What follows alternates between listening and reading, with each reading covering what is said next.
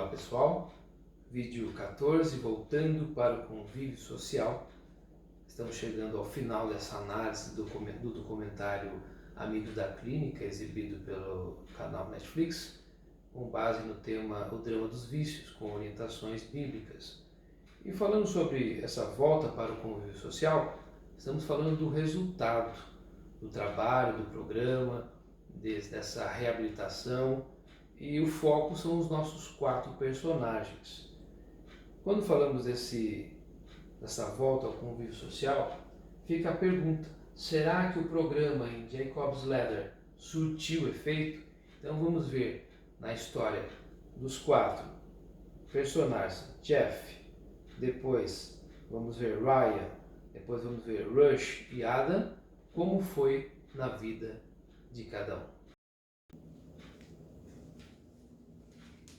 Vídeo 14, voltando para o convívio social. Finalmente, o documentário apresenta o momento da saída daqueles 4 personagens após o primeiro período de tratamento, para uma vida em sociedade novamente. Entre os minutos 41 e 41 até 1h e 1 minuto, nós vemos esse relato. Mas será que o programa em Jacob's Ladder surtiu efeito? Vamos falar sobre Jeff, o primeiro personagem e o primeiro integrante da clínica. Ele foi o primeiro a ingressar no programa, foi o primeiro a completar o tratamento. Um jovem de origem humilde, de família desestruturada, pai de 2 lindas meninas, passou a trabalhar como motorista do programa, levando funcionários para a mina de carvão, acordando às 4 da manhã, morando numa casa de sobriedade mantida pelo programa. Mas começou a burlar as regras e passou a consumir bebidas alcoólicas, a ponto de provocar uma colisão com o veículo. Desvinculou-se do programa, passou a cometer crimes e foi preso mais uma vez, pois no início estava na condicional. Teve uma nova chance dada pelo juiz da cidade e aceitou voltar para um novo ciclo, para a clínica Jacob's Ladder, assim como o filho pródigo na Bíblia, narrado em Lucas, capítulo 15, dos versículos 20 ao 23, que nos diz: E levantando-se, foi para seu pai. E quando ainda estava longe, viu o seu pai e se moveu de íntima compaixão e, correndo, lançou-lhe ao pescoço e o beijou. E o filho lhe disse: Pai, pequei contra o céu e perante ti, e já não sou digno de ser chamado teu filho. Mas o pai disse aos seus servos: Trazei depressa a melhor roupa e vesti-lo, e ponde-lhe um anel na mão e alparcas nos pés. E trazei o bezerro cevado e matai-o, e comamos e alegremo-nos. Mas, mesmo assim, Jeff não permaneceu na clínica e abandonou o segundo tratamento, pois o profundo da sua alma e do seu espírito não estavam libertos. Agora vamos falar sobre Rush. Rush já havia passado por 9 clínicas antes dessa. Passou a trabalhar morando numa casa de sobriedade com Jeff. Passou por um período de depressão e tédio e voltou a consumir álcool.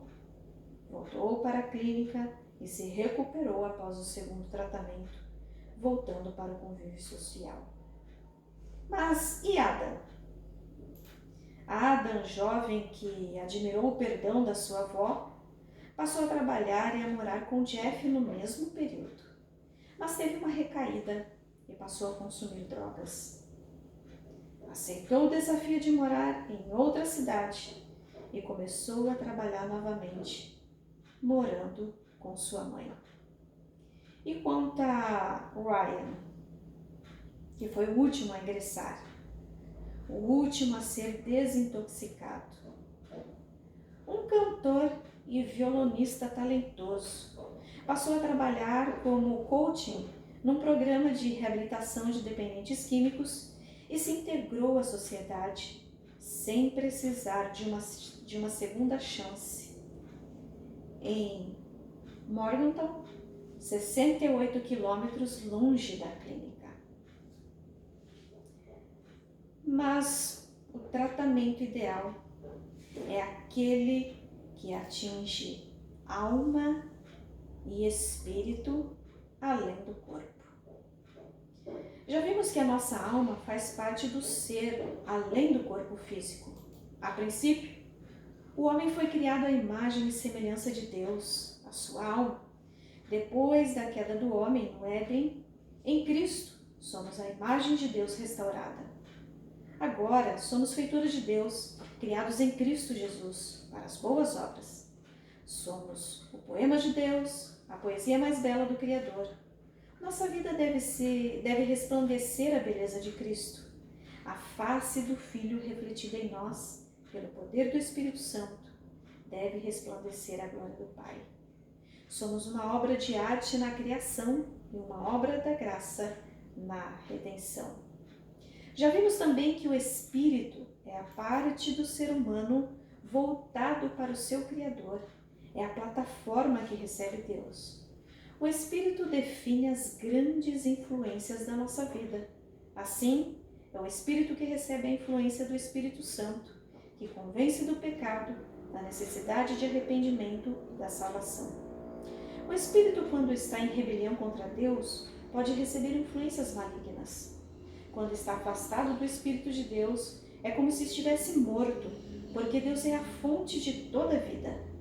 Só podemos conhecer Deus espiritualmente e o verdadeiro louvor vem da ligação do Espírito com o Espírito Santo.